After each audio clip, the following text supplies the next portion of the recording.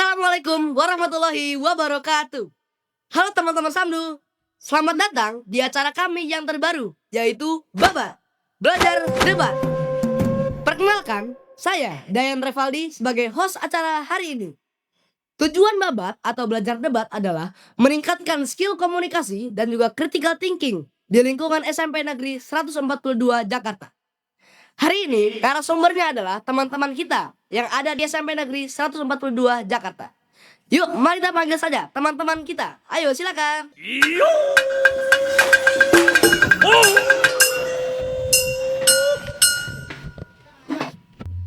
Oke, sebelum mulai, kita perkenalan dulu ya. Kita dengan siapa sih hari ini? Silakan. Halo, nama aku Zaki Arfan dari kelas 8G. Salam kenal semuanya. Halo, nama aku Salapin Holadi Rasyad dari kelas 8A. Halo, nama aku Revisa Nur Anissa, aku dari kelas 8D. Perkenalkan, nama aku Winansi Hidayati dari kelas 8A. Oke, hari ini kita mau bahas apa sih sebenarnya? Yuk, mari kita buka aja topik acara hari ini.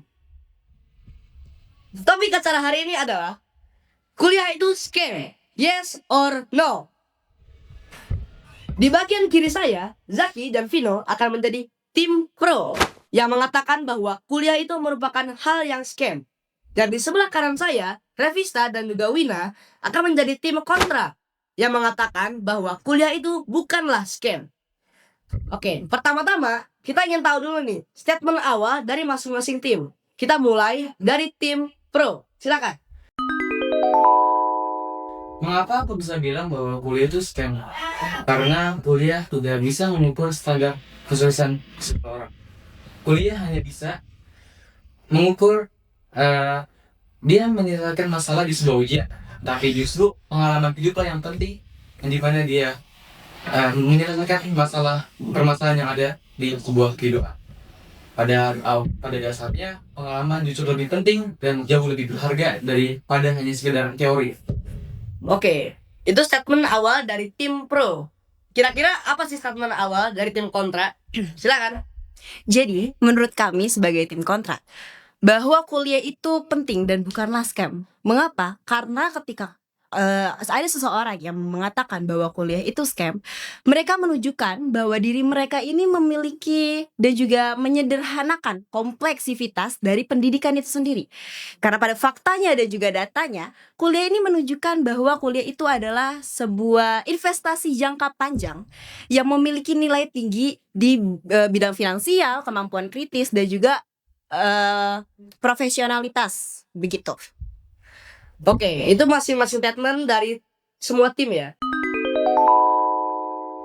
Jika memang kuliah bertujuan untuk berinvestasi jangka panjang dalam waktu 4 tahun, bagaimana kalau ketika saya tidak kuliah dan saya menggunakan waktu 4 tahun itu untuk justru mengembangkan potensi diri saya, mengembangkan skill-skill saya dalam membangun mungkin skill saya dalam bekerja, dalam menyelesaikan permasalahan yang ada di dunia kerja, bukankah itu jauh lebih penting daripada sekedar teori yang kita pelajari tanpa praktek langsung? Bagaimana mungkin seorang pemain hebat NBA ketika dia belajar syuting hanya sekedar teori tanpa mempraktekkan langsung di lapangan? Baik, untuk argumen diterima. Menurut kami, ya, lebih tepatnya menurut saya, bagaimana bisa kuliah itu ditentukan untuk sebuah investasi jangka panjang seperti yang tadi kamu ucapkan atau Anda ucapkan, itu karena ketika kita berkuliah, kita membangun relasi atau koneksi yang jauh lebih profesional dan juga ahli dalam bidang tersebut. Itu sebabnya ketika kita misalkan, contoh, kita berkuliah di dalam bidang bisnis, kita akan menemukan di mana itu relasi ataupun orang-orang yang telah lebih ahli dan juga berpengalaman dalam bidang tersebut. Karena tidak mungkin mereka bisa menyalurkan pengalaman mereka ketika mereka bahkan tidak memiliki pengalaman. Bisnis seorang relasi yang apa tadi kamu bilang? Relasi yang lebih memiliki pengalaman. Justru ketika kita membangun sebuah bisnis tanpa mengandalkan sebuah teori dan kita mempraktekkan secara langsung, justru relasi yang lebih kompeten dalam bidang tersebut jauh lebih memungkinkan kita dalam membuka relasi. Kamu hanya mendapatkan relasi dari perkuliahan, teori. Apakah kamu yakin bahwa dia jauh lebih kompeten daripada orang yang menjalankan bisnis secara langsung? Kita tidak, pertama-tama saya ingin bilang bahwa ini kita tidak membahas bisnis ya. Itu hanya salah satu contoh. Banyak sekali contoh-contoh lain atau jurusan lain, fakultas lain yang memiliki hal yang sama gitu loh. Untuk bagaimana kita bisa meyakinkan bahwa teori-teori yang kita yakini dan kita dapatkan di perkuliahan itu akan jauh lebih baik daripada ketika kita melakukan kegiatan tersebut. Itu karena di perkuliahan itu orang-orangnya tidak mungkin adalah orang-orang yang hanya pintar secara teori. Satu. Dan yang kedua, ketika kita berkuliah, ada saatnya ketika kita akan jatuh atau turun langsung ke lapangan. Begitu. Kamu tahu, Anda tahu magang itu adalah kegiatan di mana mereka yang berkuliah menempuh pendidikan akhirnya turun langsung ke lapangan untuk mempraktekkan teori-teori yang mereka telah dapatkan gitu. Oke, sebagai awal-awal mungkin kita lihat dulu nih sebenarnya maksudnya apa sih? Kita rangkum dulu ya supaya nggak ketinggalan untuk lanjutannya. Tadi menurut Zaki, kuliah itu tidak terlalu penting karena ada opsi lain seperti mencari pengalaman di luar kuliah. Dan juga apakah relasi di perkuliahan itu lebih bagus daripada relasi saat mencari pengalaman? Itu menurut Zaki. Kalau menurut Revista, dia membantah statement Zaki dengan mengatakan bahwa di perkuliahan tidak orang-orang yang memiliki relasi itu pasti orang-orang yang berpengalaman seperti dosen, tidak yang seperti dikatakan Zaki. Oke, itu bagian awalnya. Mungkin ini masih adem-adem aja ya. Mungkin kita pertengahan ya. Silakan dilanjut. Menurut Anda, kuliah bertujuan untuk apa sih? Berkuliah untuk apa? Berkuliah itu menurut saya pribadi, berkuliah itu untuk menambahkan kemampuan kita dalam berpikir, untuk mendapatkan ilmu kita, dan juga untuk mengembangkan teknologi ataupun kegiatan yang telah ada, memperbaiki dan juga mempertahankan value atau nilai dari pendidikan itu sendiri. Begitu. Namun sebentar, saya ingin rekan saya juga memiliki pendapat dan juga menyampaikan argumen berdia. Kuliah itu penting karena kalau misalnya dalam dunia pekerjaan itu yang dibutuhkan bukan cuman kemampuan tapi juga pengetahuan. Karena misalnya dokter, dia nggak cuma bisa memakai stetoskop atau alat-alat sebagainya, tapi dia juga tahu bagaimana fungsi stetoskop atau misalnya bagian-bagian yang harus lebih dipahami lagi gitu, dan itu ada di perkuliahan. Jadi kalau misalnya ada yang bilang kuliah itu scam, itu menurut aku sih enggak scam. Mungkin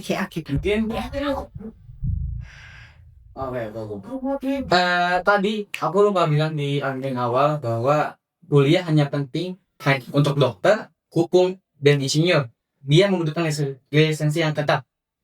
Di luar dari itu, menurut aku no recommended untuk kuliah. Mengapa? Justru ketika kamu memiliki pengalaman yang cukup, skill yang cukup, kamu justru membawakan pengetahuan yang jauh lebih intens. Nah, dimana kalau kamu hanya belajar sekedar teori, mungkin kamu hanya ya seperti orang yang dibilang belum cukup berpengalaman. Karena ketika memiliki sebuah pengalaman yang cukup, justru pekerjaan yang baik di bidang yang aku minati atau di bidang yang aku ingin terjun, justru lebih memudahkan aku untuk mendapatkan sebuah pekerjaan. Menurut aku seperti itu. Dan juga relasi itu banyak ya, tidak hanya di perkuliahan saja. Kita bisa mendapatkan relasi dari saat kita bekerja atau saat kita bekerja dengan bos, dan kita memiliki value yang tinggi sehingga relasi yang tinggi akan datang sendirinya. Ya, seperti itu menurut aku. Menurut Anda itu kan jurusan yang penting untuk dipelajari hanya beberapa saja ya. Kalau menurut aku itu hampir semuanya itu penting. Misalnya kayak aku pribadi, aku kalau ada kesempatan aku mau kuliah kriminologi. Dan kriminologi itu bisa banget membantu polisi buat menyelesaikan kasus-kasus yang ada.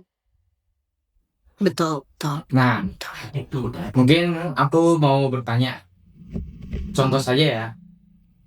Anda sebagai HRD dan aku adalah sebuah karyawan yang ingin bekerja. Calon karyawan. Calon karyawan. Aku adalah seorang calon karyawan yang memiliki pengalaman 2 tahun. Dan aku mengetahui permasalahan yang ada di kantor Anda dan aku mampu menyelesaikannya. Dan dia sebagai calon karyawan yang baru lulus sarjana dan hanya mengandalkan sebuah teori belaka. Buat kamu lebih milih saya atau dia dalam sebuah merekrut karyawan? Untuk saya pribadi, saya tentu akan memilih mereka ataupun calon-calon karyawan yang memiliki pengalaman kerja yang jauh lebih banyak. Tapi saya di sini ingin breakdown. Bagaimana kamu bisa memiliki pengalaman ketika standar untuk melamar pekerjaan di Indonesia adalah memiliki gelar. Ketika kamu lulusan SMA dan juga SMK, saya yakin dan memang banyak sekali data dan juga fakta yang menyatakan bahwa tingkat penganggurannya itu jauh lebih banyak. Berbeda dengan kuliah, saya tidak berkata bahwa orang-orang yang kuliah itu sudah 100% akan bekerja atau 100% ketika mereka lulus akan langsung memasuki pekerjaan. Tapi saya berkata bahwa mereka bisa jauh lebih dipercaya karena mereka berasal dari instansi yang jelas dan juga teori-teori yang mereka dapatkan itu juga tentunya dianalisa dan juga diberikan sesuai dengan kenyataan yang ada. Karena di perkuliahan itu tidak hanya mengandalkan teori belaka. Mereka menganalisa, mereka mencari tahu problem-problem ataupun isu-isu yang ada di sekitar mereka yang sedang panas atau yang sedang naik namanya. Begitu. Lah, kan menurut data sekarang bahwa sarjana S1 sangat sulit mencari pekerjaan. Banyak perusahaan yang bilang kami membutuhkan karyawan yang memiliki pengalaman minimal 2 tahun. Nah, bagaimana kamu mengatasi permasalahan tersebut? Begini, saya sebenarnya ini jadi lumayan masuk ke bagaimana sistem pekerjaan bekerja ya. Yang disayangkan di sini adalah banyak sekali perusahaan pekerjaan yang lebih memilih mereka ingin merekrut orang-orang yang memiliki pengalaman ketika mereka sendiri tidak memberikan kesempatan untuk orang-orang itu berpengalaman atau bekerja di tempat mereka. Ini adalah salah satu hal yang perlu disayangkan juga ya. Tapi menurut aku itu sih. Justru ketika kamu merekrut karyawan dan karyawan ini belum memiliki pengalaman yang cukup, apakah kamu yakin dia akan bekerja dengan baik? Karena kan mungkin dia bisa saja merepotkan ketika dia diberikan sebuah tugas dan dia tahu mengerjakan tugas itu bagaimana. Apakah kamu gak repot? Gini. Terus dia banyak komplain gini bla bla bla bla bla bla. Balik lagi ke perkuliahan. Perkuliahan itu juga diberikan atau diajarkan mengenai teori dan juga bagaimana dia harus terjun ke lapangan. Gak cuman teori, gak cuman materi, tapi mereka juga memiliki praktek. Tapi kamu yakin nggak kalau praktek magang itu menjadikan seseorang memiliki pengalaman yang baik dalam pekerjaan nanti? Magang kan bekerja. Iya, enggak, maksudnya ketika dalam dunia kerjaan enggak, kamu sabar dulu.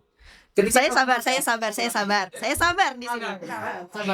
Kuliah kan ada magang. Apakah kamu ketika sudah lulus nanti nih kuliah, ya kan?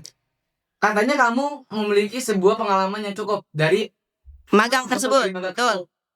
Apakah kamu yakin bahwa dari pengalaman itu bisa mengefisienkan saat kamu bekerja? Maksudnya apa? Maksudnya pengalaman ini nih cukup untuk membawakan kamu dalam pekerjaan tersebut sehingga kamu bisa dibilang berpengalaman.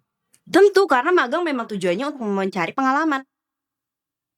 Lah, bukannya magang hanya sebuah pengalaman yang cukup pendek. Magang itu adalah salah satu cara untuk para mahasiswa yang sedang berkuliah untuk terjun langsung secara waktu singkat, tapi juga mereka mengerti apa yang akan mereka lakukan ketika mereka ada di dunia kerja.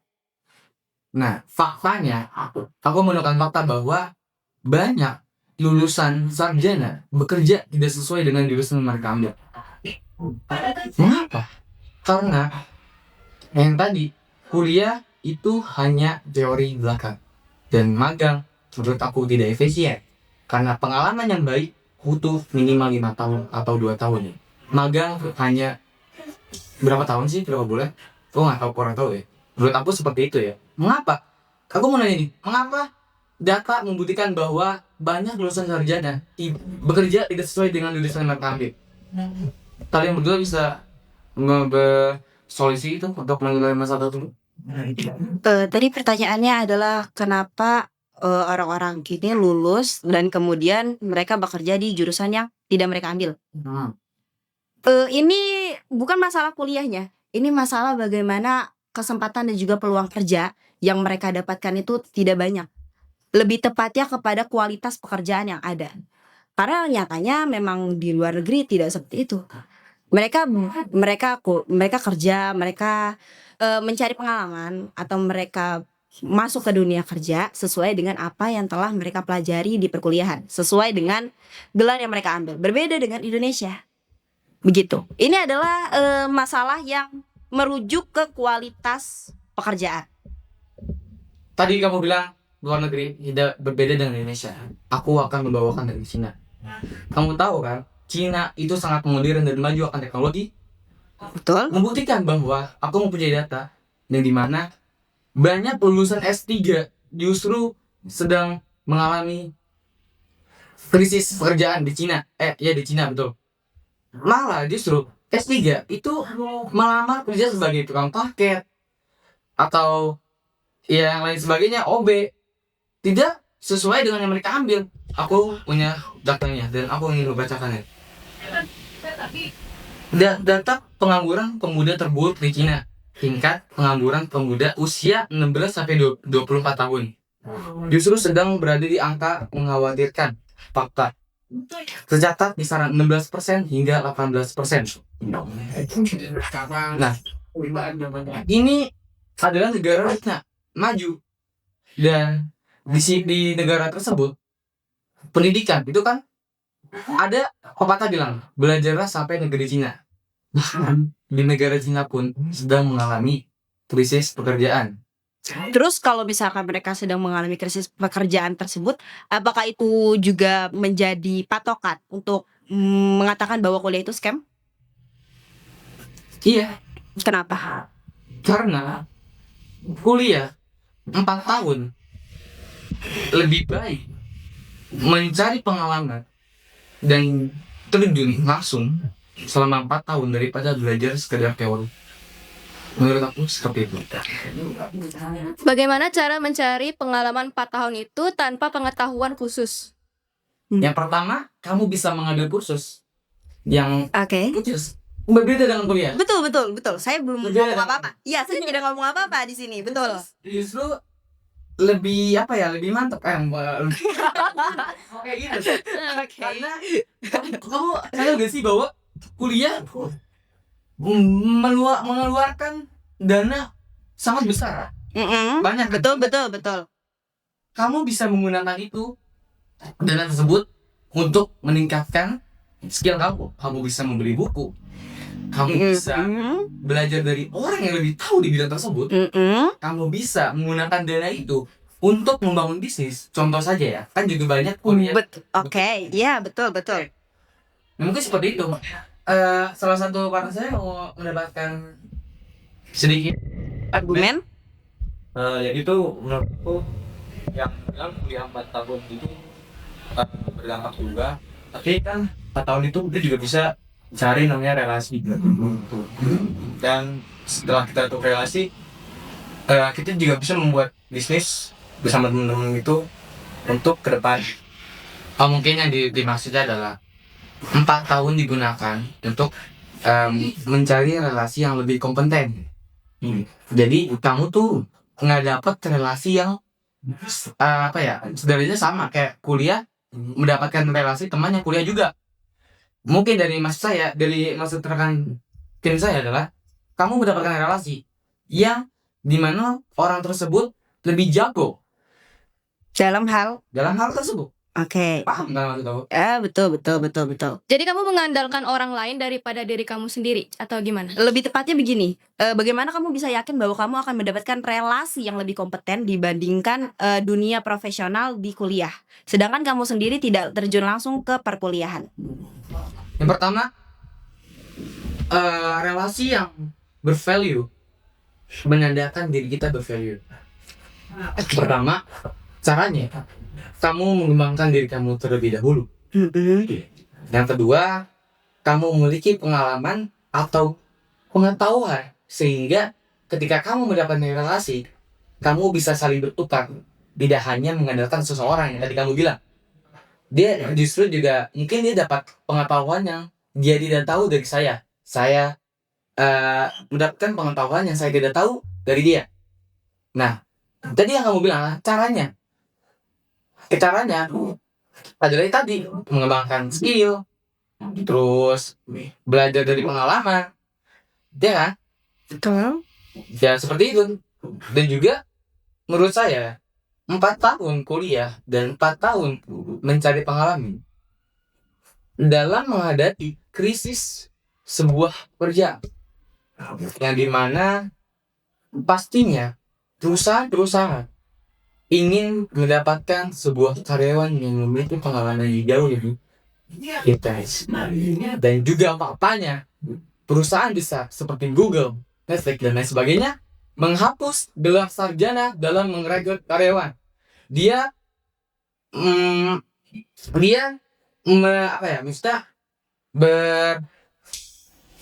mengoptimalkan pengalaman terlebih dahulu daripada pendidikan atau gelar sarjana. Nah, menurut kamu gimana nih soal seperti itu? Gini dulu deh. Gimana? Dari tadi kita ngomongin pengalaman. Coba jelaskan pengalaman yang Anda maksudkan. Definisi dari pengalaman. Definisi dari pengalaman. Aku ingin membawakan sebuah kisah. Silahkan. Dengarkan baik-baik. Siap. Ada sebuah, kalau di kapal laut apa? Pelabuhan. Betul. Ya. Ada kapal pesiar yang sedang berlabuh. Tiba-tiba di salah satu mesin mengalami kerusakan dan dia pergi ke pelabuhan untuk memperbaiki kapal. Dia menyewa sebuah tukang untuk memperbaikan sebuah kapal, Nah nanti ada hubungannya dengan definisi pengalaman ya. Sahabat dulu aku ingin membawa. Iya betul. Kami menyimak. Nah jadi si A, pemimpin kapal ini mau meminta kepada seorang yang tukang memperbaiki kapal, tolong memperbaiki kapalku. Nanti biaya berapapun akan gue bayar. Nah singkat cerita, seseorang dari teknis yang memperbaiki kapal tersebut menelusuri terlebih dahulu permasalahannya di kapal tersebut. Setelah dia telusuri, dia hanya mengambil sebuah palu dan dia hanya mengetok sebagian kecil dari bagian otak. Tiba-tiba kapal tersebut nyala dan akhirnya bisa jalan kembali dan pulih kembali. Dan orang tersebut meminta bayar sekitar 100 juta. Nah, si pemimpin kapal ini komplain dong, bisa cuma gitu doang 100 juta. Orang tersebut bilang harga palu 1 juta, tapi 99 juta itu dari pengalamanku yang kuambil dari berpuluh-puluh tahun. Karena aku belajar dari pengalaman, satu kesalahan kecil saja berakibat fatal. Nah, apa yang didefinisikan dari pengalaman? Dari pengalaman adalah bagaimana kita belajar bahwa sesuatu yang kita pelajari, kita tahu letak salah di mana, dan kita tidak mengulangi kesalahan tersebut, sehingga kita membawakan ke jalan yang lebih sukses lagi dari sebelumnya. Karena kita tahu nih, kita menganalisis permasalahan itu di mana sih. Kita belajar jatuh bangkit lagi. Itu yang didefinisikan sebagai pengalaman menurut aku. Kalau begitu, bagaimana, kan tadi berarti dari kesalahan-kesalahan yang telah dilakukan terus diperbaiki. Kan kalau dari tadi kita ngomongin masalah pekerjaan nih. Katanya orang-orang bakal lebih memilih orang-orang yang berpengalaman daripada yang berkuliah atau sekedar kuliah ataupun sekedar memiliki gelar. Iya. Cara ngukur pengalamannya gimana? Kalau misalkan pengalaman yang kamu maksudkan atau Anda definisikan adalah seperti yang tadi, kan itu nggak bisa diukur dong. Masa kita harus nanyain berapa kesalahan yang telah kamu lakukan dan berapa perbaikan yang telah kamu lakukan? Gitu. Berarti ini kita masuk ke misalnya si HRD ya, mengukur karyawannya memiliki pengalaman tersebut atau tidak kan tadi ya. Betul kan? Dalam karyawan yang memiliki sebuah pengalaman, bagaimana cara mengukur? Pertama, mungkin kamu sebagai HRD bisa ngetes dulu nih sebuah ujian atau sebuah permasalahan. Coba kamu tes dulu karyawan ini, benar gak dia memiliki pengalaman? Ketika dia berhasil memecahkan sebuah permasalahan yang ada, menurut aku ya, itu dia bukan hanya sekedar teori yang mereka pelajari, dia belajar dari pengalaman. Jadinya pengalamanlah yang membawa kamu ke kesuksesan menurut aku.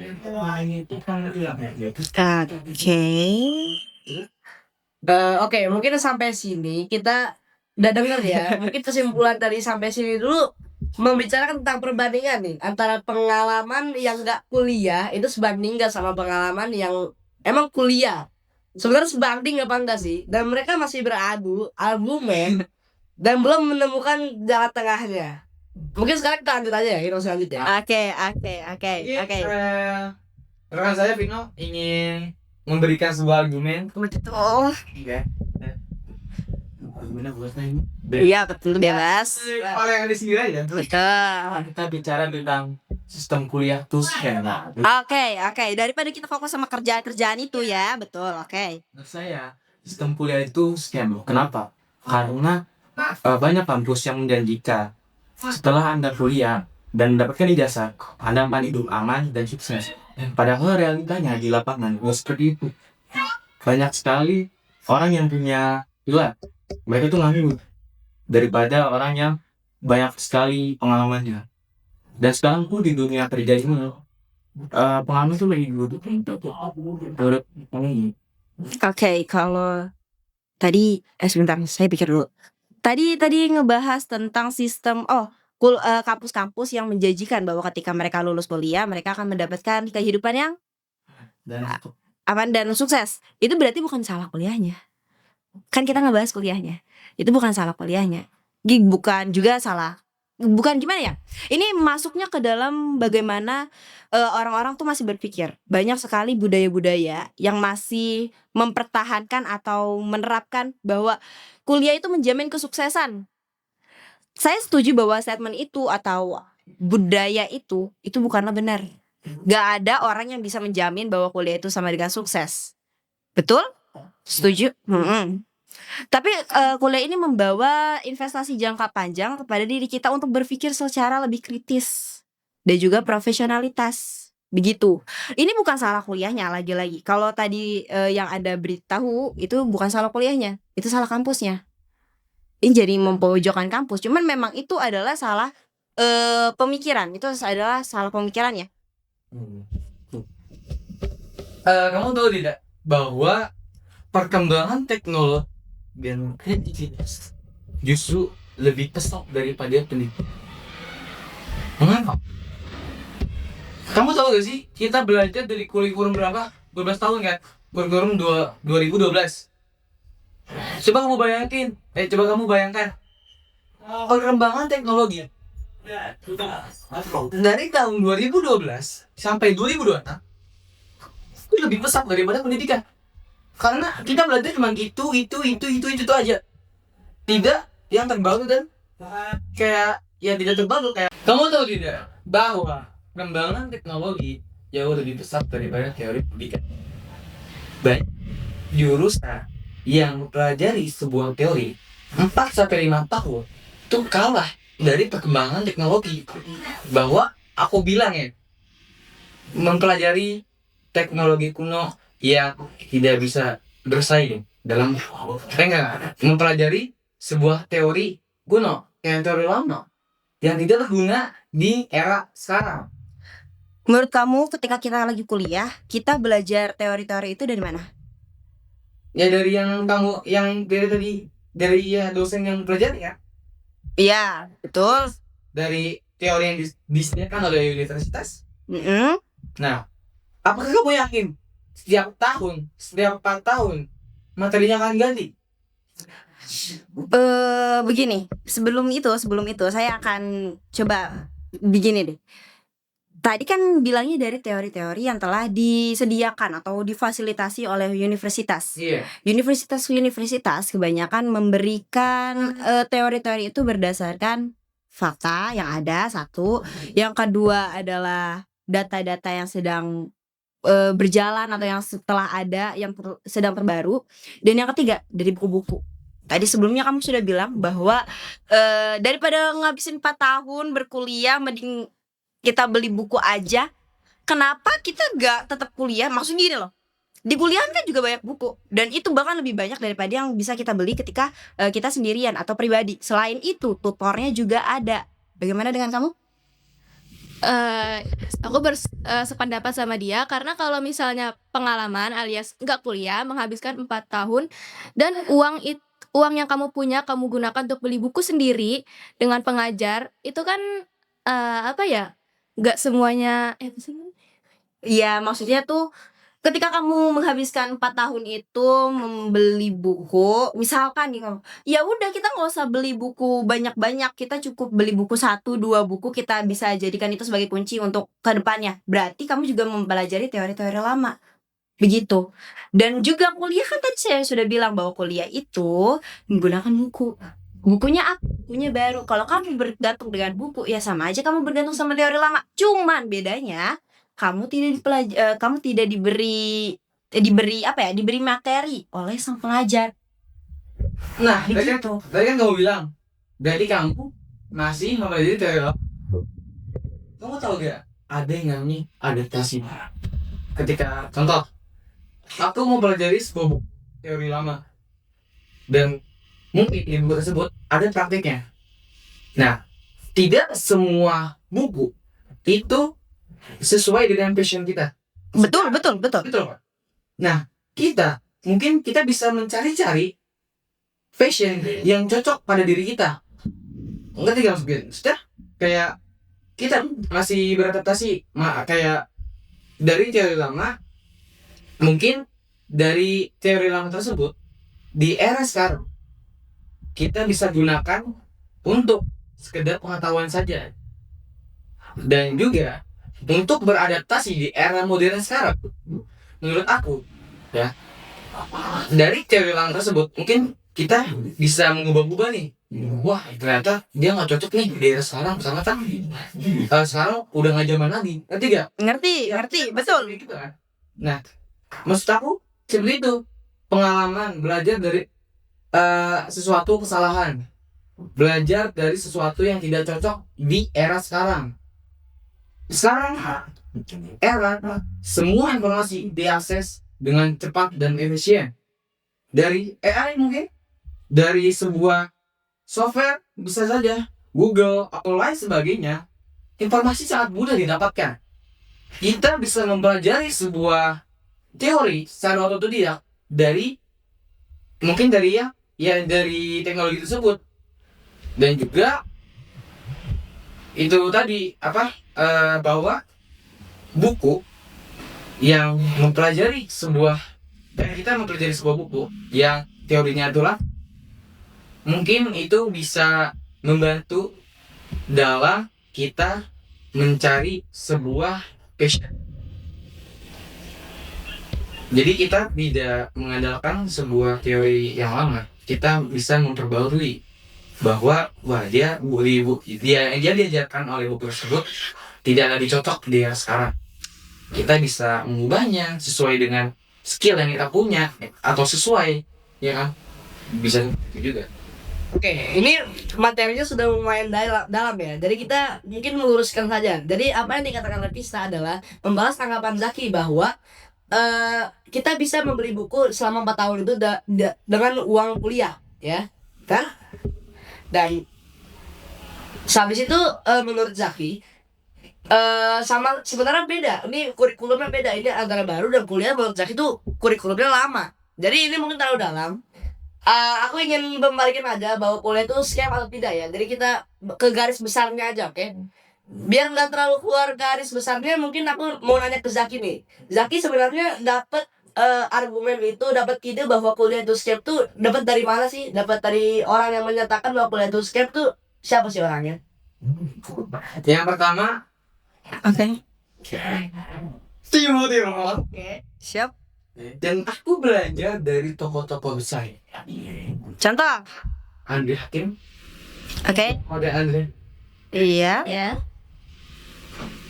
Terus Thomas Alva Edison, Bang. Dia hanya sekolah 3 bulan aja dia kuliah. Tapi dia menunjukkan suatu teknologi yang luar biasa. Gitu, Bang. Betul. Tapi Ya. Betul sekali. gue juga kontra. Hmm. Aku membawakan contoh influencer yang aku ikutin, cerita role model aku di Nah. Andre Hakim. Betul. Di dalam satu podcast dia menyatakan bahwa si bapaknya ini itu sangat kulit akan modal, karena kan justru dia dulu dia mau bangun bisnis nggak dimodalin sama bapaknya. Oke. Bisa aku Andre Hakim ini memiliki privilege sehingga dia bisa kuliah di luar negeri. Tetapi saat dia sudah pulang dan dia meminta modal kepada bapaknya, "Pak, pengen modal dong, mau bangun bisnis." Bapaknya mengatakan, "Kuliah tidak menjamin sukses. Kalau lu sukses dari kuliah, mohon maaf, mungkin bisa di Sensor. leher dan kepala lu. Gue Shit. potong leher gua nih dan kuping gua nih. Gue tahu nih dan kalau lu pulang kuliah lu sukses." Andre Hakim, seorang investor hebat. Mungkin kalau dia dikasih modal oleh bapaknya, dia tidak akan menjadi orang. Menurut aku ya. Karena banyak orang yang sukses tidak perlu kuliah. Pertama, Mark Zuckerberg. Dia drop out dari Harvard. Kedua, Steve Jobs. 3, Puji Susi. Terus Amancio Ortega dan Thomas Alva Edison. Dan dari Indonesia yaitu mungkin Timothy Roth dan Projo Pangestu adalah kolomrat nomor 1 orang terkaya di Indonesia. Dia adalah seorang supir angkot dan dia menjadi seorang investor yang handal dan menjadi orang terkaya dan menjadi kepala dari 9. Aku belajar bahwa aku menjadikan dia role model. Dan aku belajar bahwa balik lagi kuliah itu tidak terlalu penting dalam menuju kesuksesan sebuah orang. Aku tahu bahwa ada juga orang yang sukses di kuliah. Tetapi realitanya ya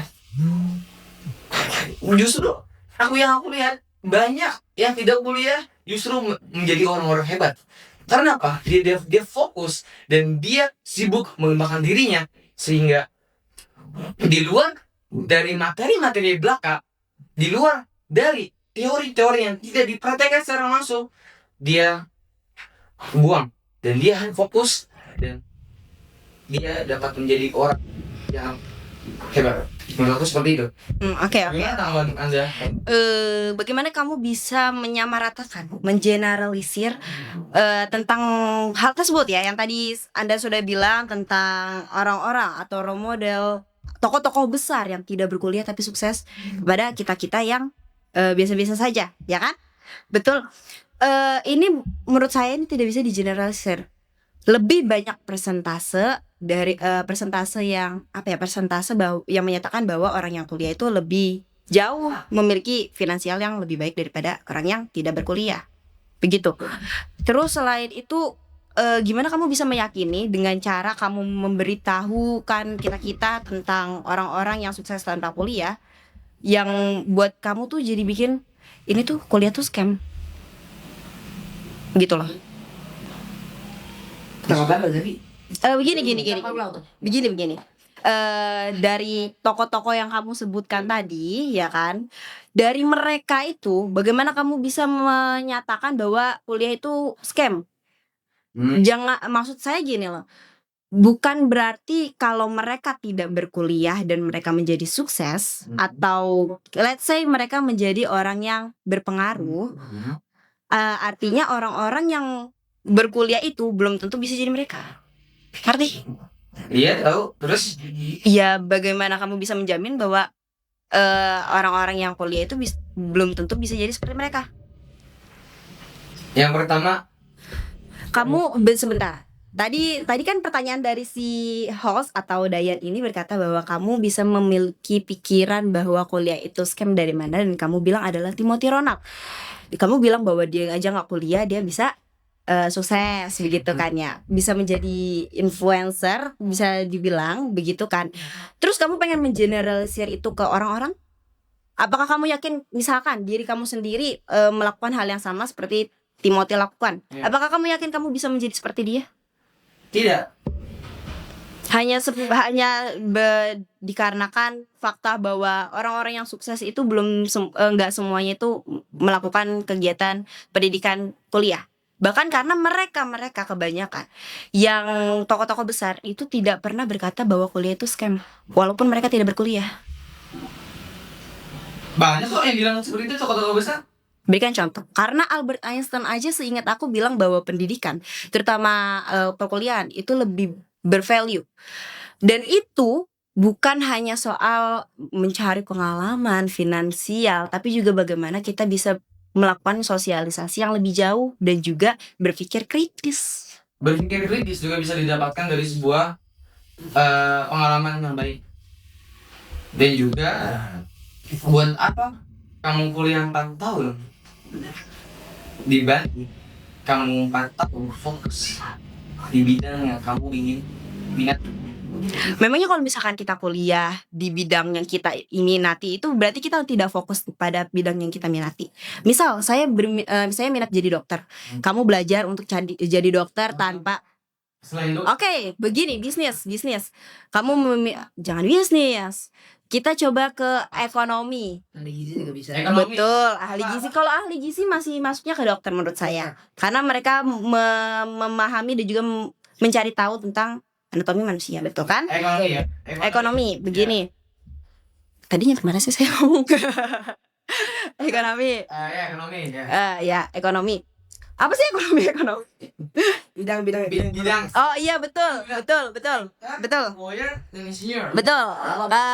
Kamu belajar ekonomi tanpa berkuliah. Iya. Itu kamu ngomongnya kalau kamu itu sama dengan fokus terhadap pengalaman di bidang ekonomi. Ya. Sedangkan kalau kuliah lebih ke fokus ke teori di dalam ekonomi, kan sama-sama mempelajari bidang yang mereka minati. Justru dari kita kuliah dan terjun langsung kan ekonomi kan kayak pasar modal termasuk ekonomi kan, iya gak? Apa bukan? Kan ekonomi terus juga kayak misalnya kok kerja di bank gitu misalnya contoh atau gimana? Kita bahas jurusannya aja deh. Oke, jurusan. Kalau kamu terjun langsung daripada kamu mempelajari teori, menurut aku ya, my opinion, lebih efektif kamu terjun langsung daripada kamu mempelajari hanya sekedar teori. Caranya kamu terjun langsung?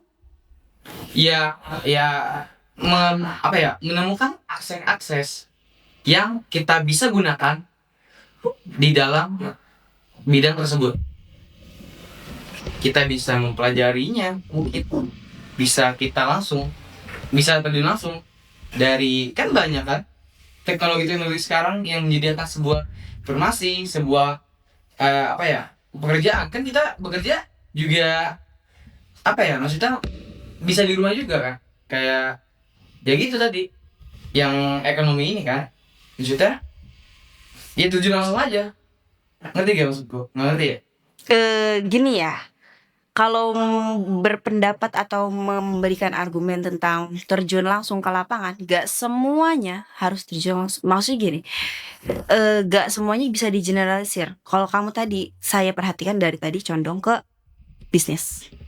Terlalu banyak Nah, coba aku tanya. Maksudnya kan ekonomi kan tuh meluas ya. Coba lebih spesifik lagi. kita nggak ngebahas ekonominya, Iya, tapi dari tadi kamu Enggak, gini loh. Kita tadi kan di biasa ekonomi kan. Kita membahas jujur aja bagaimana cara terjun langsung ke ekonomi. Ekonomi kan bisa banyak. Bisa pertama ekonomi di suatu keluarga. Dia apa ekonominya miskin atau kaya atau apa? Kan termasuk ekonomi kan? Ya kan? Betul kan? Oke. Kedua, bisa terjun di dunia keuangan. Itu kan ekonomi juga kan? Oke, betul.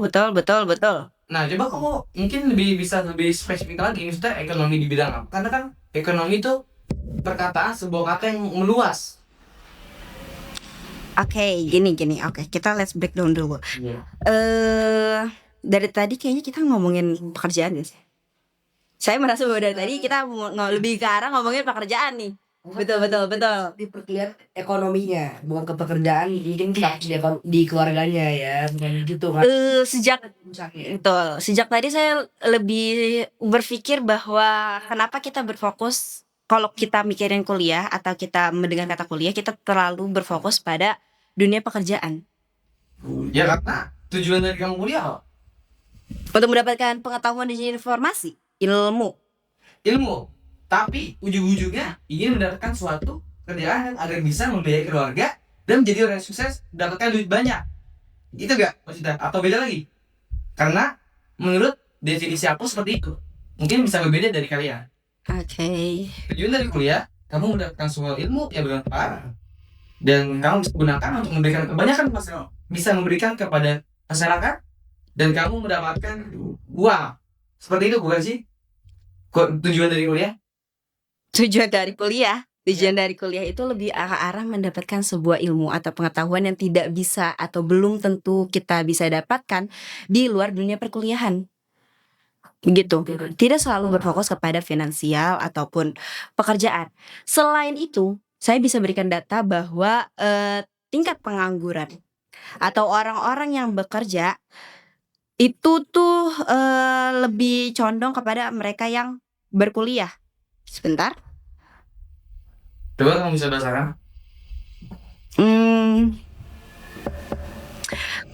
Ini menurut statistik dari American Public and Land Grant Universities, pemegang gelar sarjana memiliki pendapatan tahunan sekitar 86% lebih tinggi dibandingkan hanya tamat SMA. Itu di Amerika. Sebentar. Tapi itu di Amerika kan tadi. Ya, itu juga di Amerika. Coba yang di Data BPS Indonesia secara konsisten menunjukkan tingkat pengangguran terbuka TPT lulusan SMA dan SMK lebih tinggi. Untuk data tipikal BPS Indonesia yang mengatakan bahwa pengangguran terbuka lulusan SMA dan juga SMK lebih tinggi, menyatakan bahwa SMK naik 8-9%, SMA 7%, sedangkan diploma dan sarjana 3-4% saja. Nah, oke, aku mau yang pertama dari datanya di Amerika. Amerika tidak bisa kita sandingkan dengan Indonesia. Karena apa? Dari segi UMR aja berbeda jauh. Oke. Oke. Iya kan? Segi pendapatan. Dari segi pendapatan beda jauh. Teknologi beda jauh. Kita tidak bisa dari Bagaimana dengan BPS? Oke, BPS. BPS. SMA, CPK, pengangguran dia lebih tinggi dari kuliah. Nah, aku bisa meluruskan bahwa semua orang itu melakukan sesuatu tergantung niat, betul tidak? Betul. Dan kita memulai dan mengakhiri sesuatu kegiatan yang ingin kita lakukan itu sebagai tanggung jawab kita mulai sesuatu, kita harus tanggung jawab menyelesaikan sesuatu tersebut. Nah, mungkin yang tadi tergantung niat ya. Pengangguran yang yang ada di BPS tersebut seperti SMK atau SMA. Nah, banyak yang aku bilang tadi maksudnya kita jangan ngomongin yang SMA atau SMK dah, kan kita sedang mengomongkan berkuliah. Oh kan gini maksudnya perbandingannya kan sama SMA yang tidak berkuliah dong berarti. Oke, yang tidak berkuliah. Kita bilangnya gini deh, gak usah SMA SMK, tapi bilangnya yang tidak berkuliah dengan yang berkuliah gitu. Nah, mengapa kamu tidak membandingkan dengan yang kuliah saja? Enggak, maksudnya gini loh. Kuliah juga pasti ada kan yang membeli maksudnya persentasi penganggurannya juga ada kan di kuliah. Betul pasti. Pasti juga ada kan. Terus kamu membandingkan dengan SMA dan yang SMK. Iya. Nah, aku mau meluruskan bahwa yang tadi balik lagi tergantung niat. Bahwa kesuksesan seseorang tergantung niat yang mereka niatkan dalam hati. Nah, terus ya udah seperti itu. Ya bagaimana? Cara Kan dari tadi kita bahasnya kuliah atau scam atau enggak. Let's say that I'm in the side that I will say kita tuh perlu kuliah untuk menjadi pribadi yang finansialnya lebih baik, berpikir kritis dan juga profesionalitas. Sedangkan kamu bilang enggak usah kuliah, yang penting pengalaman, begitu kan ya? Berarti let's say I'm the one who is in the college, I have degree, ya kan? Sedangkan kamu kuliah, umur kita sama, kita lulus SMA sama. Saya sudah kuliah selama 4 tahun, kamu juga sudah mencari pengalaman selama 4 tahun. Begitu. Tadi kamu sempat bilang, kenapa nggak bandingin sama yang kuliah aja gitu. Ya ngapain kita bandingin? ya kan juga tergantung sesuai dengan orang ya juga kan. Faktanya bahwa SMA atau lulusan SMK yang maksudnya yang baru lulus nih kan dia bilang penganggurannya secara konsisten meningkat dibanding dengan yang kuliah. Nah, terus yang kamu permasalahkan di situ apa? Bahwa orang-orang yang kuliah dengan orang-orang yang tidak kuliah itu tingkat penganggurannya beda. Iya, terus Orang-orang yang tidak kuliah jauh lebih banyak menganggur, sedangkan orang-orang yang tidak yang lulus kuliah begitu. berarti yang tidak lulus kuliah. Tadi kan Anda bilang gini, kayak Kalau dulu dari kita break dulu. bentar. kita kuliah buat jadi berguna, kita cari uang yang banyak segala macam, begitu, Iya. ya kan?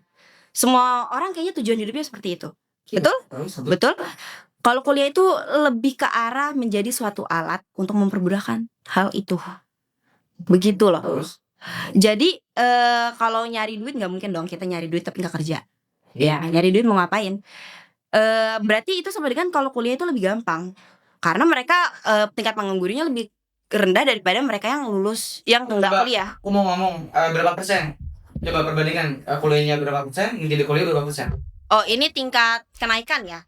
Ya coba berapa persen? Kalau tingkat kenaikannya untuk SMA tadi 9% dan untuk SMK tadi 7%. Itu Kuliah? kenaikan. Sedangkan kuliah 3-4%. Coba kenaikan, coba totalnya berapa persen? Kan kenaikan kan? Data dari sebelumnya dan data terbaru, coba kamu gabungkan jadi berapa persen gitu?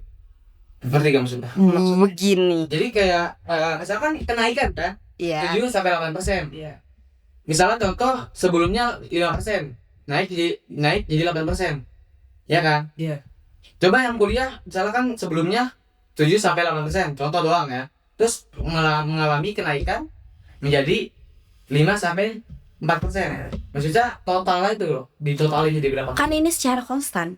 Cara konstan. Berarti dari tahun ke tahun itu jumlahnya sama, hampir selalu sama. Iya. Begitu loh. Oh jadi yang kamu permasalahkan di sini ya bahwa Gini. kuliah maksudnya kuliah itu lebih memudahkan kita untuk mendapatkan sebuah pekerjaan, gitu kan maksudnya? Betul. Nah, balik lagi itu tergantung niatnya. Kalau orang yang nggak kuliah nggak ada niat buat nyari kerja gimana? Jadi kesalahan pada dirinya. Kan kita yang ngomongin adalah orang yang mau berniat dan mau berkembang pada dirinya sendiri. Dan kebanyakan orang-orang yang kuliah itu adalah orang-orang yang ingin mengembangkan dirinya sendiri dan juga niat. Karena ngapain mereka mau waste of time, mau waste of money, spend a lot of money just for sitting in the college, belajar tapi mereka nggak punya niat, ya tidak mungkin. Dan kamu tidak bisa menyatakan sebuah kuliah pasti orang berniat. Mengapa? Banyak S1 tuh penganggur juga kan, juga banyak juga kan. Nah, tadi kamu ngomong tidak mungkin dia tidak memiliki niat. Tadi kan ngomong, Ya, betul. tapi pada realita, pada nyatanya banyak juga orang yang kuliah itu berniat hanya nongkrong, hanya apa ya, buat gaya-gayaan. Kan juga banyak seperti itu juga kan. Sehingga dengan niat tersebut itu angka persentase penganggurannya juga ada. Betul, memang ada. Maksudnya orang-orang yang berkuliah itu memang ada persentase yang bagi mereka yang menganggur. Hmm. Terus apa yang dipermasalahkan? Yang dipermasalahkan adalah mengapa orang yang kuliah justru juga ada yang menganggur. Kamu berpikir bahwa mereka menganggur hanya sepenuhnya karena niat mereka nggak ada?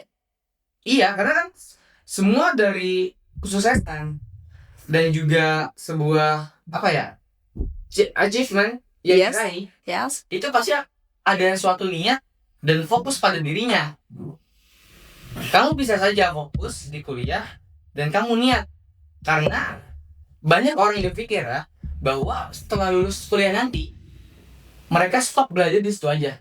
Banyak juga, sehingga persentase pengangguran itu juga ada di data BPS itu kan. Betul. Begini. Nah, Oke, sebentar. Sebentar. Ada satu argumen yang bisa mungkin bisa menjelaskan lebih lanjut. Orang-orang pengangguran itu belum tentu karena mereka nggak ada niat. Mereka udah cari kerja segala macam, tapi belum tentu mereka dapat pekerjaan. Itu kenapa? Bukan karena nggak ada pengalaman atau segala macam, tapi karena kualitas pekerjaan dan juga lapangan pekerjaannya minim. Begitu. ya terus, nah Dan untuk mereka yang Anda bilang ingin kuliah hanya untuk nongkrong-nongkrong, ngapain mereka ngeluarin banyak uang? Cuman buat nongkrong-nongkrong. menurut aku nih, Ngapain banyak orang yang bener-bener bekerja atau juga kenapa banyak banget orang yang berusaha untuk masuk kuliah? Kalau masuk kuliah itu scam. Dan kenapa banyak sekali negara-negara yang mengutamakan pendidikan, yang berusaha untuk meningkatkan kualitas dari universitas-universitas pendidikan dan juga kampus dan serta kuliah mereka, jikalau memang kuliah itu tidak berguna, tidak penting ataupun scam. Oke, sebentar. Karena di seluruh negara banyak bukan banyak tapi memang kebanyakan hampir semua negara ingin untuk meningkatkan kualitas pendidikan dan juga kuliah mereka. datanya ada, kamu ngomong seperti itu. Sebentar. Mungkin kita lurusin dulu ya.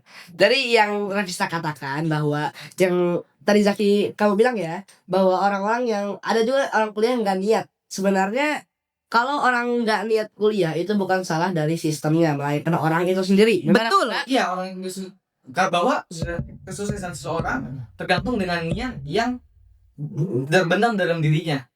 Oke, dari juga tadi dikasih data pengangguran yang ada di Indonesia ya. Iya. Tujuan dari kuliah tadi Vista katakan bahwa itu bukan untuk mengejar finansial, kebebasan finansial, tapi menjadi bagaimana orang yang kuliah itu menjadi mempunyai karakter yang baik selain mendapatkan pekerjaan. Betul. Oke, mungkin sampai sini belum ada jalan tengah yang mengatakan bahwa kuliah itu bukan scam ataupun Vista mengatakan bahwa ya kuliah itu scam. Belum ada jalan tengahnya ya, karena masih ada argumen. Saya bilang kalau kuliah itu bukan scam. Oh ya, sorry. Kok jadi salah paham takutnya? Aku mempunyai sebuah data, ada. Kalau tujuan dari kuliah bukan finansial saja, tapi perilaku. Terus dapat mampu berpikir kritis. Aku mau nanya, kalau misalnya lulus kuliah dan kita masih miskin, ini kita lulus sarjana S1 dan kita secara finansial kurang, apakah itu tujuan dari kuliah?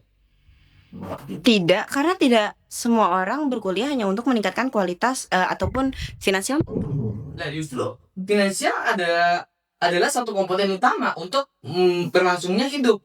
Bagaimana ketika kamu kuliah nanti, kamu dibiayai orang tua, dan amit-amit jabang bayi kalau orang tua kamu meninggal dan kamu baru lulus sarjana S1 dan kamu Komponen utama dari kehidupan itu yang paling penting adalah sumber daya alam.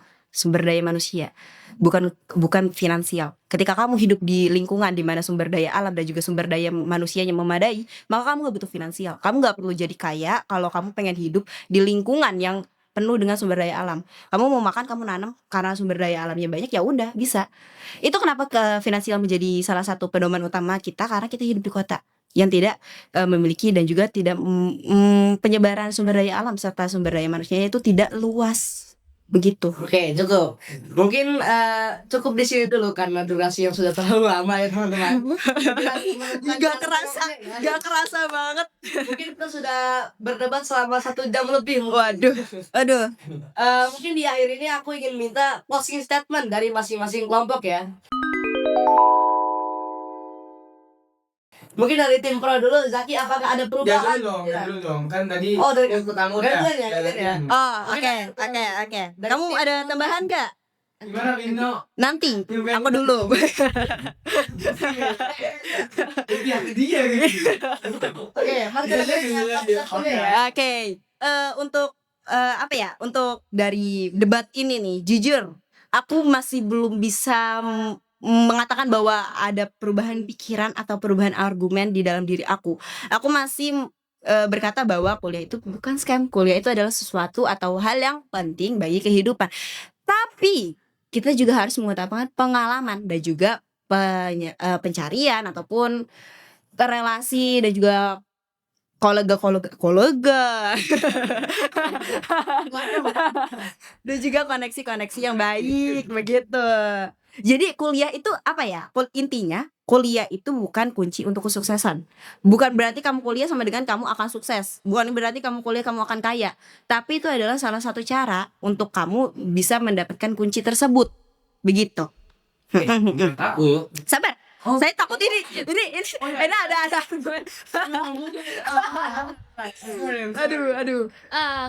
Kalau aku sih mendengar pendapat dari Zaki dan Salavino, aku lumayan merasa kalau kuliah itu scam sih. Sebenarnya nggak semuanya ya, cuman ada beberapa alasan yang masuk akal. Tapi aku masih merasa kalau kuliah itu nggak scam, karena dari tadi yang Zaki dan Salavino bahas yaitu tentang pengalaman. Tapi menurut aku pendidikan tuh masih lebih penting daripada pengalaman. Tapi pengalaman juga nggak kalah Penting. buruk. Nggak kalah penting. closing statement dari tim pro ya, Zaki dan Vino. Silakan. Aku bisa mengatakan bahwa pendidikan sedikit penting untuk membangun karakter. Tetapi pengalaman justru lebih banyak yang bisa menyebabkan karakter. Kan ini lebih apa ya? Betul, iya. Itu nggak ngejudge. Dan juga aku masih kekeh dalam argumen aku sendiri bahwa kuliah itu tidak terlalu penting kecuali dokter, lawyer, dan insinyur. Mereka Alright. yang ketat. Alright. Selain dari itu tidak terlalu penting menurut saya, karena di sini kita masih belajar tentang materi-materi yang dibilang kuno, tidak modern, karena teknologi yang sekarang adalah seperti AI dan lain sebagainya itu jauh banget, maksudnya perkembangannya jauh lebih. Materi-materi yang diajarkan di kuliah ini yang memungkinkan bahwa ketika kamu lulus kuliah nanti kamu tidak dapat bersaing dengan orang yang memiliki pengalaman yang Lebih banyak. di era sekarang. Menurut aku seperti itu ya. Oke, mungkin untuk Zaki ada berapa? Oke, jadi saya ada perubahan pandangan. Loh. Waduh. Apa nih kalau Si ini tadi tuh udah membuka kalau misalnya itu kuliah itu sebenarnya penting, tapi kita juga harus cari namanya experience. Itu sama kita juga harus terjun juga ke lapangan, nggak cuma teori. Jadi menurut aku tuh kuliah ini penting banget untuk orang yang ingin fokus ke suatu bidang itu. Kayak mungkin kuliah nggak kuliah itu tergantung niat juga gak sih? Betul. Niat dalam dirinya, kemauan dalam dirinya untuk berkembang jauh lebih penting dari pengalaman atau mungkin kuliah. Oke. Jadi seperti itu ya. Betul. Siap. mungkin cukup ya closing statement dari masing-masing pihak ya. Yeah. Jadi kesimpulan dari acara babat ini bahwa mengatakan di lingkungan SMP Negeri 142 Jakarta, siswa-siswanya pun memiliki pemikiran yang berbeda antara kuliah itu penting gak sih buat kehidupan kita sebenarnya. Dan ternyata memang berbeda-beda. Maka dari itu, marilah kita menghargai apa sih yang ada di pikiran kita masing-masing dari teman-teman kita, dan kita hargai aja ya. Pokoknya kalau lagi berdebat, tetap kita hargai pendapat orang lain. Betul. Mungkin kita bisa tutup ya acara hari ini. Oke. Nih. Apa? Semoga teman-teman mendapatkan ilmu yang bermanfaat dari kita. Amin. Betul. Dan setiap pendapat atau argumen itu berharga, teman-teman. Gak bisa diremehkan atau bisa di kayak, ih kok pendapat dia kayak gitu sih, berbeda sama pandangan aku, berarti dia gak jelas nih, dia gini. Kita Gak harus ada guys. Hargai setiap Ada. pendapat orang. Betul. Karena kita adalah manusia yang berbeda, sehingga kita harus menghargai satu sama Betul. lain. Kondisi orang berbeda dan juga pemikiran mereka berbeda. Makanya mereka punya pendapat yang berbeda. Ya, mungkin kita lanjut part 2 aja kali ya. Bisa jadi. ini. Bisa jadi. Mungkin nanti ada lanjutannya ya. Waduh, ini masih to be continued, guys. Kekeh. Soalnya belum ada jalan tengahnya Keras ya. kepala. Semoga acara babat atau belajar debat hari ini bisa membuka insight bagi teman-teman yang menonton, dan juga mungkin teman-teman yang lain mendapatkan pikiran baru tentang kuliah itu scam atau enggak. Saya Dayan Revaldi sebagai host dan juga teman-teman yang di sini pamit undur diri. Sekian, terima kasih. Wassalamualaikum warahmatullahi wabarakatuh. Waalaikumsalam.